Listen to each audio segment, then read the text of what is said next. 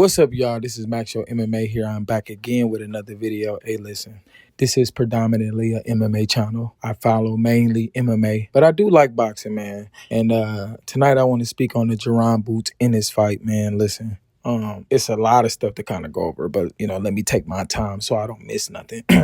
Boots Ennis is an amazing talent. Dude got that shit. He's fast. He's explosive. He's big for welterweight. 147 in boxing. He got power in both hands.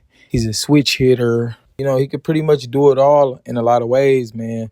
Very athletic, all of that. And, a lot of people compare him to Terrence Crawford. So tonight, he went up against Karen Chukazian for the second time. Much better than the first fight. The first fight, Chukazian was kind of on his bicycle, kind of, backing up. He was very defensive. This fight, Chukazian was actually pressing forward a bit, using angles and whatnot. Boots could not get him out of there once again.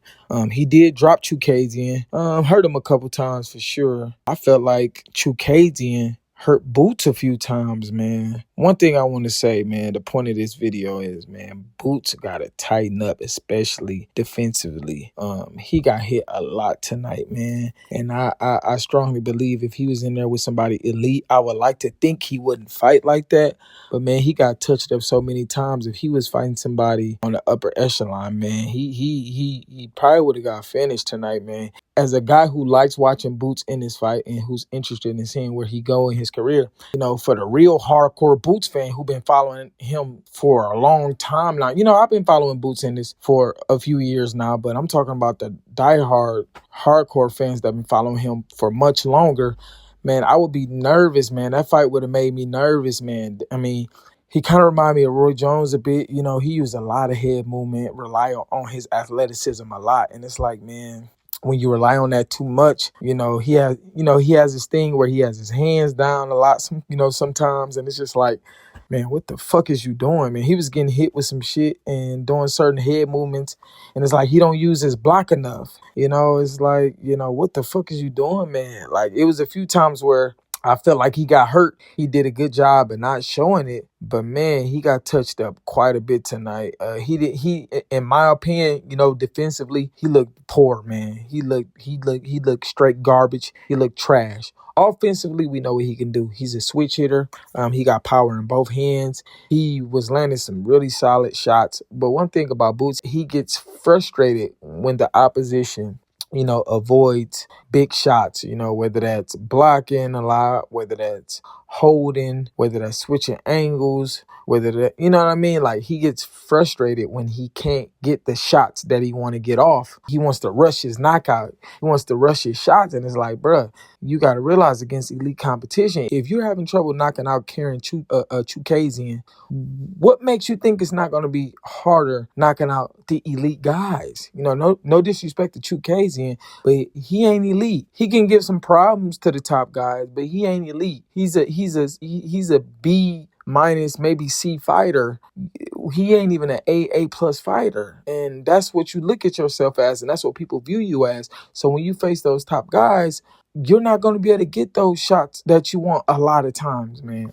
And so, I know he been calling out Crawford, bro. If he fought Crawford tonight, he would have been waking up looking at the lights, asking what happened, bro. Like, that's how bad his defense was. He got hit with some shit tonight. Chukazian is not a puncher, so he has to tighten up his defense. Now, on the back half of that, this is going to get into my other half of what I wanted to, talk about, which is his father, his trainer, Boots Ennis. Man, look, Boots Ennis was terrible tonight. It's giving one of those things where, like, I know it's your father, y'all grew up in this together. He's built you to where you got now. But if you want to get further, bruh, he can't be the main guy. He gave absolutely no strategic advice tonight. It was all, come on, Boots, get him out of there. Come on, Boots, put your combinations together. Hey, come on, Boots, when you rushing in, just hit him with a counterpunch. Come on, man. He shouldn't be in there with you. You should have been got him out of there tonight.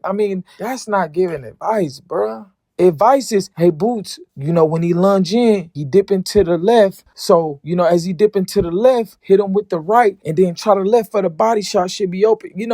That's strategic advice. You're not giving him that. You're giving him bland orders. You're supposed to finish him, Boots. Come on, what you waiting on? Get him out of there. Like, that's not going to do it. And if you was watching the fight, you could tell Boots was getting he was getting very frustrated.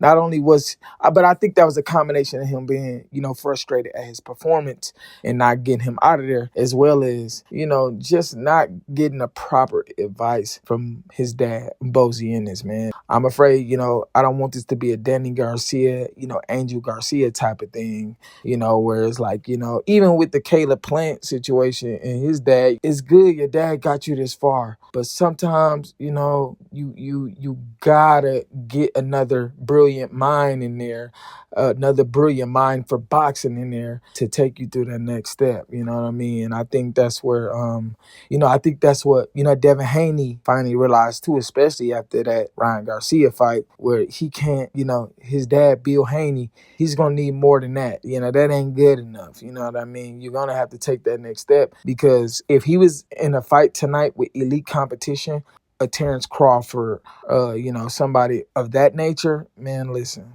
advice would have been no good. I feel like Boots would have been on the island by himself as a young guy with, no experience at the top level. I feel like somebody like Terrence Crawford would have outclassed him tonight, man. Having a great trainer can go a long way, man. Not to say that, Bozy is not good, but again, sometimes you need extra help, to get you to that extra level that you can get to. His dad was awful tonight, I gotta be honest.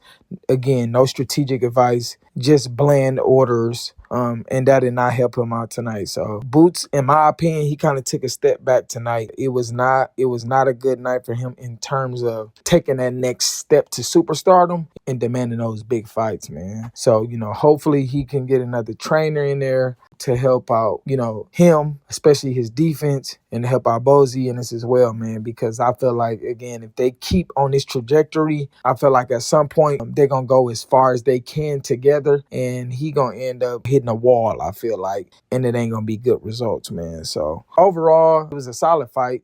Again, much better fight compared to the first fight. Chukazian, he came to fight, man. Like I said, he pressed forward, did some good things, hit Jaron Ennis with some big shots, man, with some big shots. And another thing I want to touch on, he got a chin, man. He got a chin because he got hit with some shit tonight. But, the thing is, he's young, he's durable. But, the more you get cracked on that chin, I've been a fan of MMA and boxing for a long time. You can have the toughest of chins, man, but you can get cracked enough times to where, man, that chin will go. That chin will go just like that out of nowhere. Hopefully he tighten up on that defense. I'm sure he will. Again, it was an entertaining fight tonight, especially compared from the first fight. Looking forward to seeing what Boots going to do next time around. Hopefully he gets a better opponent, because he did mention that, not to shit on Chukazian, but he doesn't consider him a top-tier fighter. He wants to get those top guys in there at 147.